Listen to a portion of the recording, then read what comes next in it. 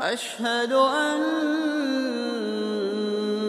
محمد رسول الله۔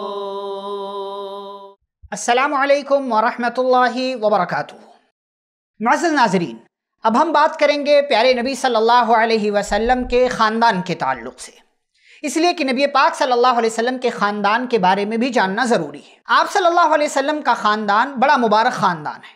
پیارے نبی صلی اللہ علیہ وسلم خود ایک حدیث کے اندر فرماتے ہیں کہ اللہ نے حضرت ابراہیم علیہ السلام کے خاندان سے حضرت اسماعیل کا انتخاب کیا، حضرت اسماعیل کے خاندان سے بنو کنانہ کا، اور بنو کنانہ سے قریش کا، اور قریش کے خاندانوں میں سے بنو ہاشم کا انتخاب کیا، اور بنو ہاشم میں سے اللہ نے میرا انتخاب کیا۔ یہ پیارے نبی صلی اللہ علیہ وسلم کا مبارک خاندان ہے۔ اور آپ صلی اللہ علیہ وسلم کا نسب نامہ اس طریقے سے ہے: محمد بن عبداللہ بن عبد المطلب بن ہاشم بن عبد مناف بن قصی بن کلاب بن مرہ بن کعب بن لوئی بن غالب بن فہر بن مالک بن نظر بن کنانہ بن خزیمہ بن مدرکہ بن الیاس بن مضر بن نزار بن معد بن عدنان۔ یہ 22ویں پشت عدنان تک جا کر کے نبی کریم صلی اللہ علیہ وسلم کا سلسلہ ملتا ہے، اور یہیں تک آپ کا نسب نامہ محفوظ ہے احسن طریقے سے۔ اس کے بعد بھی لوگوں نے تفصیل بیان کی اسماعیل علیہ السلام تک، اور پھر اس کے بعد آدم علیہ السلام تک، لیکن پھر اس کے اندر اختلافات ہیں، اس کے اندر بہت زیادہ جو ہے لوگوں کے درمیان اختلاف ہے، بگاڑ ہے، لیکن صحیح نسب نامہ جو ہے وہ 22ویں پشت یعنی عدنان سے جا کر کے مل جاتا ہے۔ آپ صلی اللہ علیہ وسلم کا خاندان آپ کے پردادا ہاشم کے نام پر زیادہ معروف و مشہور ہے، اسی لیے آپ کے خاندان کو بنو ہاشم کہا جاتا ہے۔ بنو ہاشم کہا جاتا ہے۔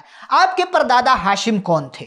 آپ کے پردادا ہاشم بڑے جو ہے یہ ان کا بہت اونچا مقام تھا، لوگ بڑی عزت دیتے تھے ان کو، اور خانہ کعبہ کے تعلق سے جو مختلف ذمہ داریاں تھیں ان میں سے 2 اہم ذمہ داریاں سقایا اور رفادہ، یعنی حاجیوں کو پانی پلانا، ان کی میزبانی کرنا، یہ ہاشم کے حصے میں آیا تھا۔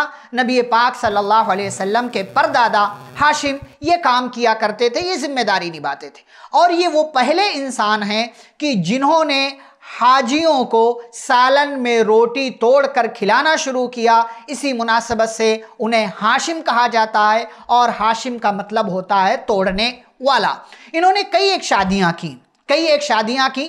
ایک مرتبہ یہ مدینہ گئے تو مدینہ میں انہوں نے ایک خاتون سلمہ بنت عمرو سے شادی کر لی، اور سلمہ بنت عمرو سے شادی کر لی۔ اس کے بعد تجارت کی غرض سے شام کے سفر پر روانہ ہوئے، لیکن اس دوران ان کی بیوی سلمہ بنت عمرو یہ پریگننٹ ہو چکی تھی، حمل کی حالت میں پہنچ چکی تھی۔ ادھر ہاشم جو ہے وہ شام گئے، اور شام پہنچنے کے بعد فلسطین کے ایک شہر غزہ میں ان کا انتقال ہو گیا، اور ادھر سلمہ کے ہاں یعنی ان کی بیوی کے ہاں ایک پیدائش ہوئی، ایک بچہ پیدا ہوا جس کا نام شیبہ رکھا گیا۔ کیوں؟ اس لیے کہ پیدائش کے اعتبار سے پیدا ہونے کے ساتھ ساتھ اس بچے کے بال میں سفیدی تھی، اسی لیے اس کا نام شیبہ رکھ دیا گیا۔ یہی بچہ بعد میں جا کر کے عبد المطلب کے نام سے مشہور ہوا، جو کہ پیارے نبی صلی اللہ علیہ وسلم کے دادا ہیں، اور آپ کے والد عبداللہ کے والد ہیں۔